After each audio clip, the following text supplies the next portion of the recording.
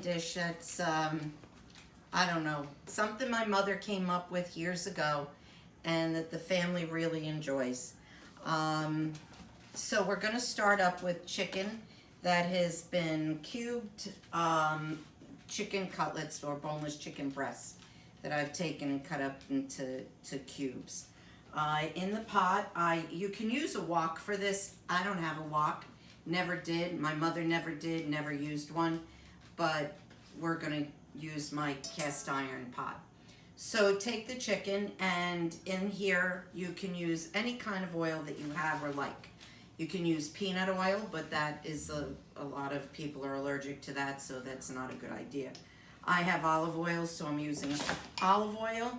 So what I'm going to do is I'm going to take the chicken and I'm going to put it in and brown it up. I don't put it all in at once because otherwise it lets off too much moisture and it won't cook. So just put a layer down on the bottom of the pan and let it cook up, and then I'm going to remove it from the pan after it's browned.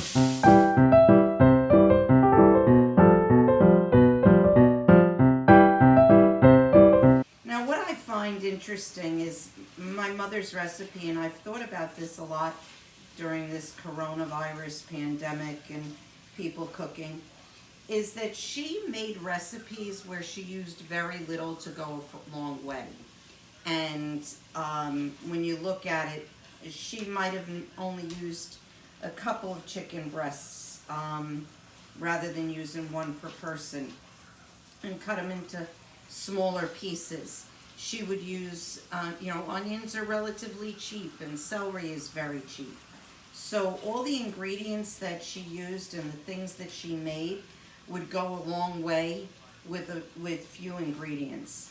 And I guess it comes from my grandmother being raised during the Depression, or not being raised, but living through the Depression in 1930, 2930, that they had they had to make do with what they had.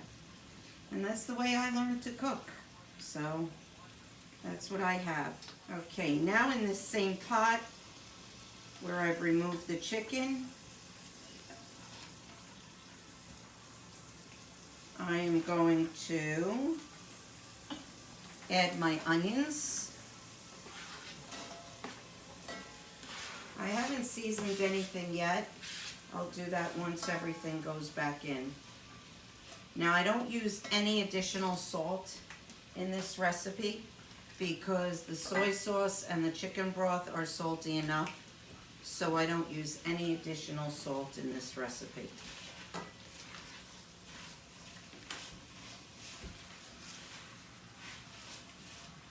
And I just let the onions cook down a little while.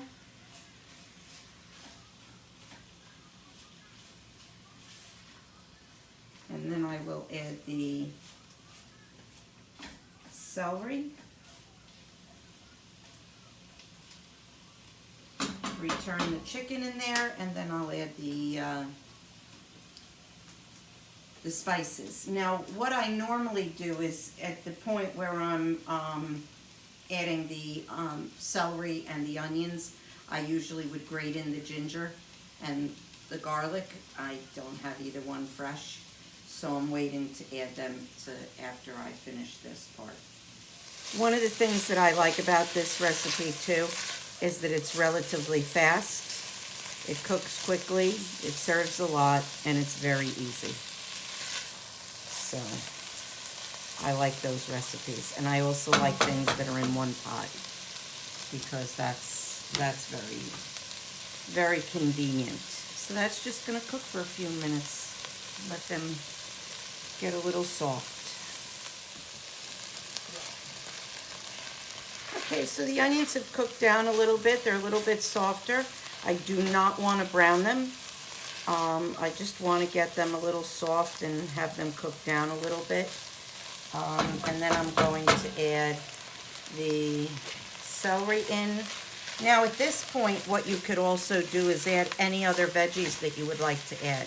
You could add broccoli to this. You could add bean sprouts. You could add peas. You could add just about any other veggie that you would like into this at this point. My family doesn't like that. So, How many onions? one whole onion, and it's a half a stalk of celery that I've chopped up. And I just sprinkle a little bit of ginger in. I don't want to overpower it with the ground ginger, and the same thing with the garlic. When I do the, and then pepper also. When I do fresh ginger, I usually use about a tablespoon of fresh ginger ground and maybe 2 cloves of garlic.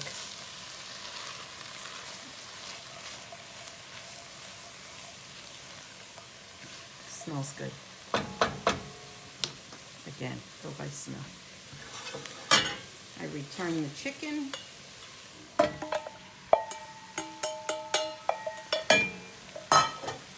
And now I'm going to put in the soy sauce. We're not going to measure that either. I don't measure that.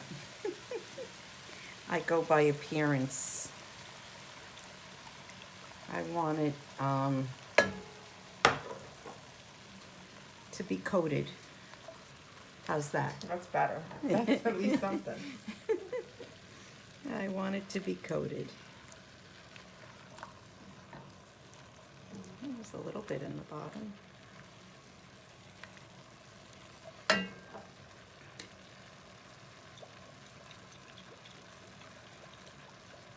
Thick coat.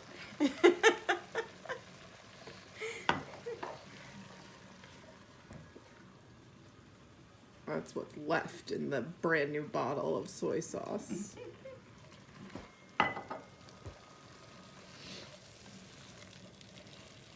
Okay, and now I add the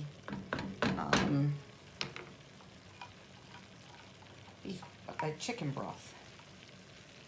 Now I'm adding the chicken broth. Now what I want to do is just cover it so that this is, and I think 4 cups are just going to be just about enough. If I don't use all the chicken broth, what I'll do is use this because I make a roux with cornstarch for this. So if I don't use all of it, then I'll use it for to make the roux. So I just want to coat it. And then I cover it and let it simmer for about 15-20 minutes. So what I've done is I added 2 tablespoons to the rest of the broth that was in here. And what do I have here? About 1/4 cup, a half a cup maybe. This is an old measuring cup. It's very difficult to see. It's about a half a cup of broth. And I've added the roux to that, or to the Cornstarch. cornstarch. Thank you. To that. In this pot I have 8 cups of water. I'm going to add the rice to that in a little while. I'll add 2 cups of rice to that once it boils. So I just stir this in now. This being the roux. Yes. It's going to thicken this up a little bit.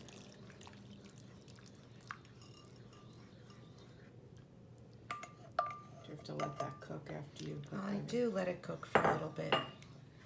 It's what thickens it up. See it, how it's getting a little thicker already. Alright, so in this pot we have 4 cups of water and 2 cups of 8 rice. cups of water. 8 cups of water. And 2 cups of rice. 2 cups of rice. Mm-hmm. And that takes like 20 minutes or so to cook. Mm-hmm.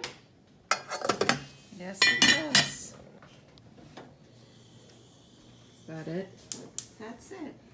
We'll see the final product. And then once it's all done, we'll show you the final product. Alright.